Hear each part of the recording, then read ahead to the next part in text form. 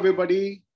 We're going to be discussing today again, and have a short discussion on brain-based coaching, which is the Neuro Leadership Institute's best known coaching certification program that we do across the world. And today we have with us Kiran CS, who's also shortly and popularly known as Kiran with us, who recently went through brain-based coaching certification. Now, Kiran he manages the OD for HPCL at the corporate level, and we're going to be talking to him to understand his views and thoughts about this entire journey that he's just gone through. So, welcome, Kiran, to this show. Thank you, Samin. So, Kiran, this is going to be just a very simple, free-flowing conversation with just to understand, your views and thoughts. I would start by asking you, what made you explore coaching? Okay, so in fact, it was during one of the discussions in my organization, that the need for coaching came up as one of the leadership interventions. To be very frank with you, at that point of time, I was not very much, I know what's coaching, but not in very much detail.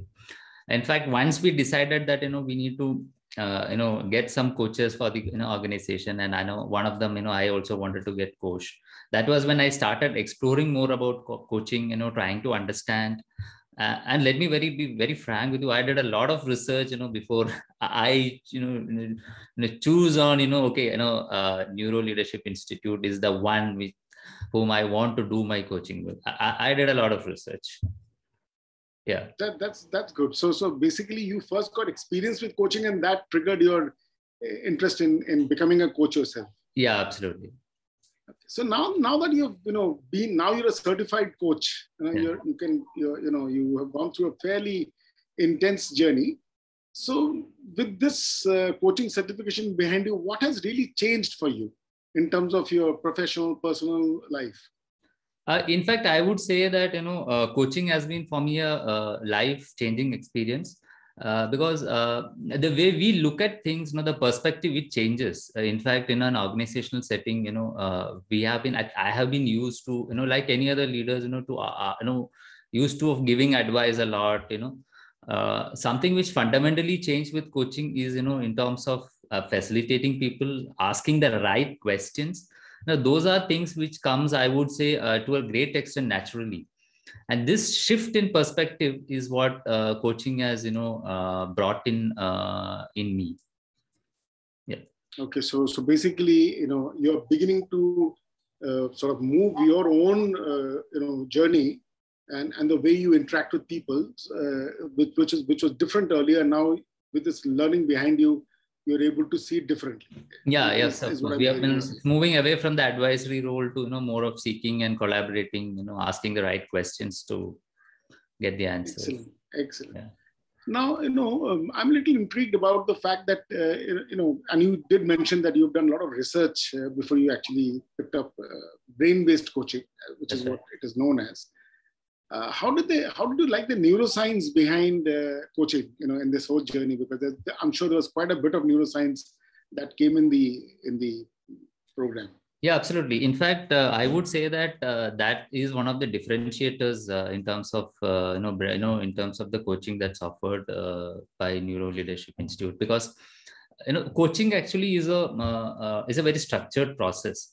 And looking at it from a neuroscience perspective, gave a lot of sense to me, as a participant, and it was more scientific. The science of coaching, it got established with neuroscience behind it.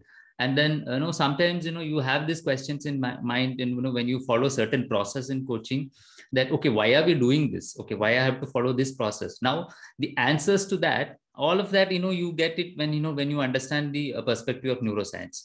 And so it was like a perfect blend in terms of the science of neuroscience, bringing in how it gets blended with the coaching. So it was really great, and I always believe that there should be a scientific base to whatever we do. And I think with neuroscience being weaved into coaching in such a great manner, it brings a lot of science and a lot of sense to me, at least as a coach. No, in fact, I'm sensing that what you are possibly experiencing is that the science makes it credible. Absolutely. So you know why we do what we do. That's right. And I completely agree with you. And once bitten, you will be in neuroscience. I can assure you, it's a subject that is so vast that it will keep touching you again and again. Now, going to another aspect of this whole program. It's not easy, to commit to a program which is this intense, which runs for almost, I think, if your entire program would have run for more than 6 months, 6 to 7 months overall. That's right. It's a long journey, and that too completely virtual. That's right. So what has been your virtual experience? I mean, this experience of running such a long program completely virtually, with really no physical contact at all. I would say that, looking back, I would prefer to have it in virtual, because it were in bits, so the learning was excellent. We could log in during those weekends and have the 3 or 4 hour sessions. We had good breaks, and I would say that if it was more a physical classroom, it would have been longer sessions. If you ask me, virtual sessions were really good. And I would prefer anytime a virtual session over a physical session, because of the fact that you have breaks, smaller sessions. Also, I think looking back and understanding it, the AGIS model is something I think which has been very well used in the design of the session itself, and that I think has made it very, very interesting.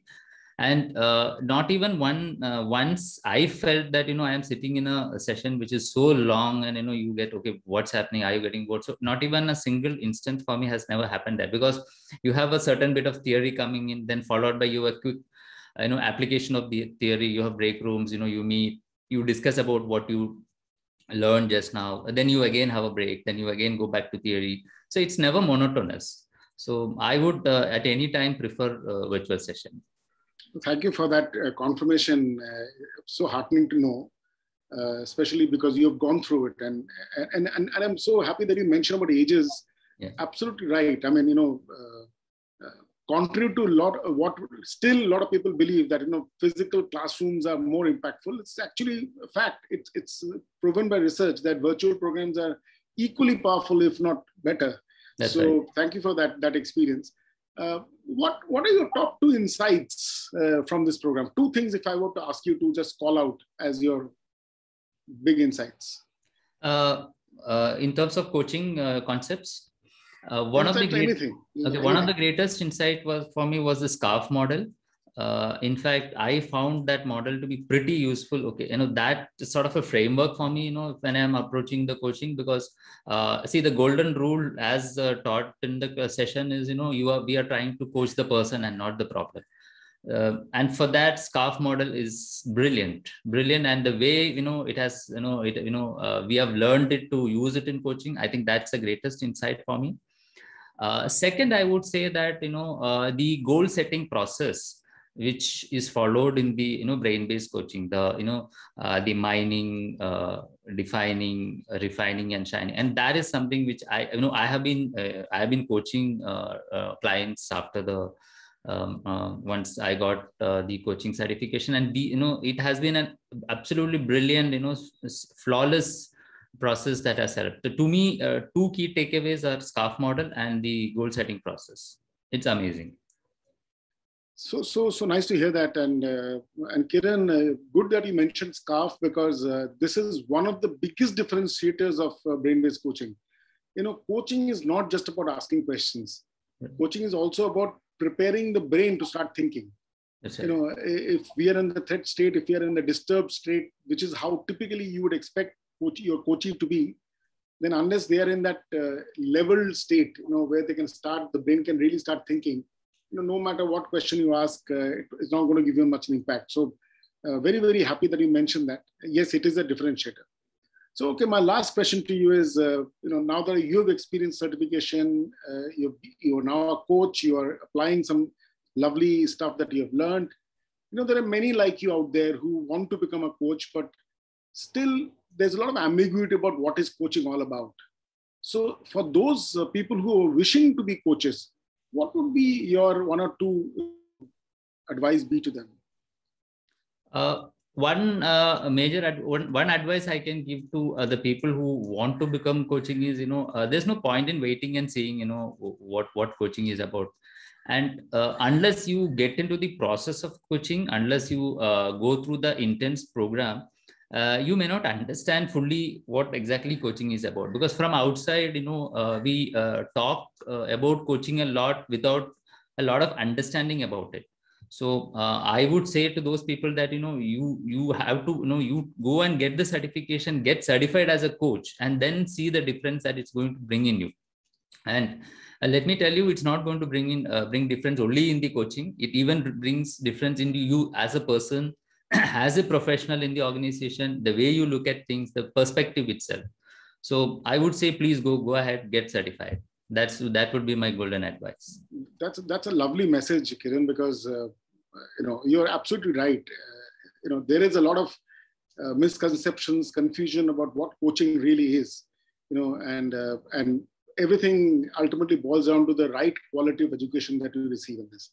So thank you so much for that. And great. Those were some of the questions I wanted to discuss with you. So happy to hear some of your thoughts. I wish you all the best in your coaching journey, and stay well. Thank you. Thank you so much. Thank you. Thank you.